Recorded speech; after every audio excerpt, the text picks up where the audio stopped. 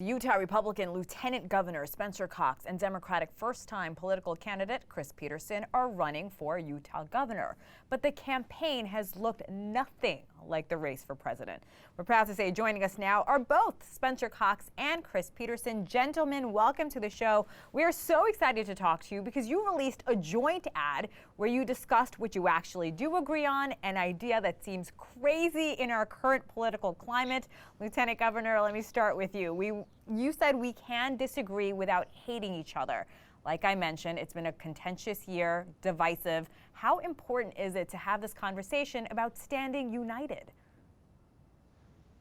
Well, it really is the foundation of our country and these democratic principles that we hold so dear. Our electoral system, for 240 years, we've been figuring out ways to get along even when we disagree. And it just feels in the current climate like it's more important than ever that we remind people that we are Americans first, and that we disagree on how to solve these problems, but we have elections, we count those votes, and then we come together and we work together to solve problems. That's what Chris does. That's what I try to do. And we're hoping that Utah can be an example to the nation.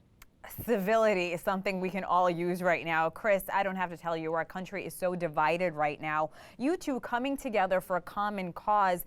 Do you see a lot more unification maybe after this election? Can this country come together no matter who wins?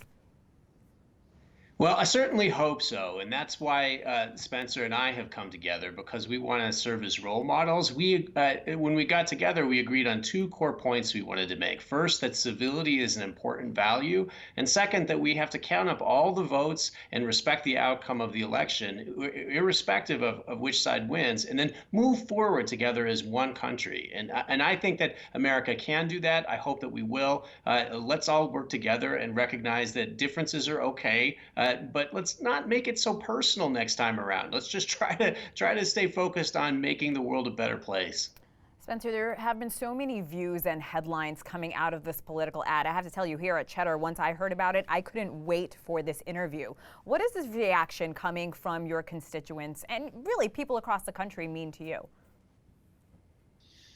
Well, I think both Chris and I were a little surprised at the reaction, not just in the state of Utah, but nationally and internationally. And I think what it shows is that people really are hungry for a civility. They're hungry for goodness. They're tired of the divisiveness. Again, most people understand that we can disagree without hating each other. And I hope that other candidates will follow our example, and that we'll try to do things better in the future. I think we'll all be better off because of it.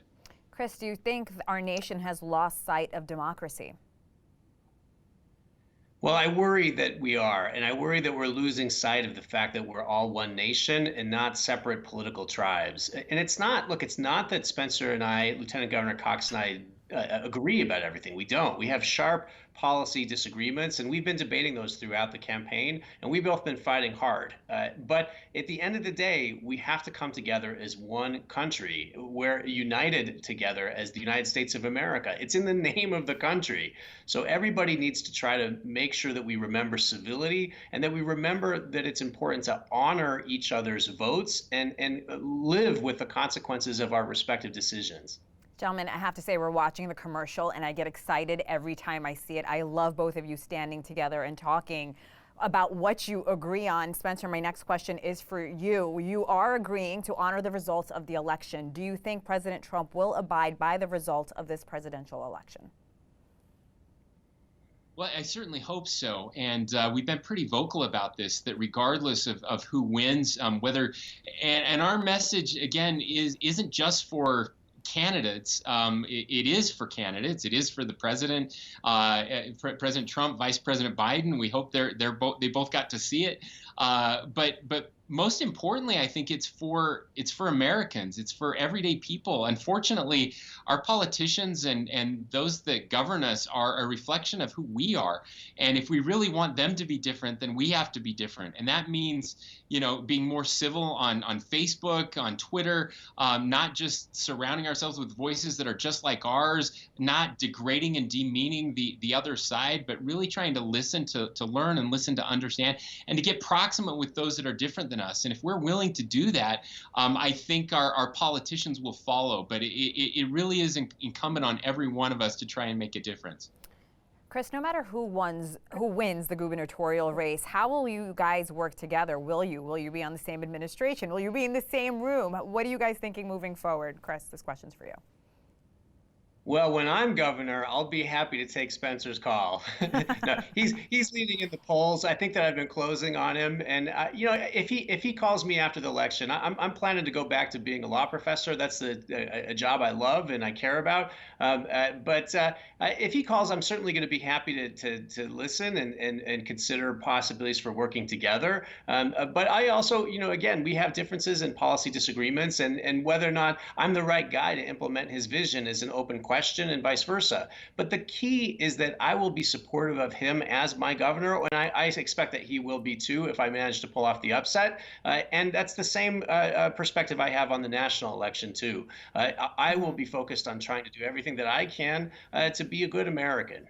I have less than a minute, and this question is for both of you. Spencer, I will go to you first. We have to talk about COVID-19. Utah hospitals set another record on Monday. Admissions hit a daily record from COVID-19. What needs to change? How do we prevent an uptick in your state? And then, Chris, if you can follow up. Sure, and this is one area where we have some agreements and some disagreements, but really right now what we need people to do is to really follow the rules that are out there. We have a mask mandate over almost the entire state of Utah right now. It's so critical that people wear their masks, especially in public. We have to make sure that people are social distancing, that people are doing the things we know how to prevent the spread of this virus. We had Dr. Birx out here in Utah on Saturday. She talked about the things we're doing right. One of the things we need to do more of, and we're trying to get some help from the federal government, is increased testing. And they've been holding up some of our supplies. We're hoping to get those in the next week so we can increase testing. We think that'll make a big difference. Chris, on to you. Yeah, well, I'm glad to hear Lieutenant Governor Cox speaking in favor of masks. I think that they're one of the simplest and best strategies we have for limiting the spread and for caring for our neighbors. I called for a statewide mask mandate last July. I agree we need faster and more tests, and we also need to dramatically expand our contact tracing. Once the number of infections goes down, in order to prevent a resurgence in the virus, we have to be able to track down the fires of infection and stomp them out quickly and efficiently. So we agree about some things, but frankly, I think it's in the execution. We've got to get the job done. It's long past time for our frontline workers to have access to the best N95 respirator masks and for widespread comprehensive testing to be taking place. But that being said, I do recognize that the Lieutenant Governor cares about our public and is doing his best to try to make sure that the virus is not spreading unchecked through our communities. So we've got to come together as a country to solve this epidemic and keep our businesses and people, being successful in their lives. Gentlemen, I have to tell you again how refreshing it is to talk to you. You are an inspiration to so many across the country, especially on a day like today. Good luck to both of you. Spencer Cox and Chris Peterson, both candidates for Utah governor. Thank you again, gentlemen.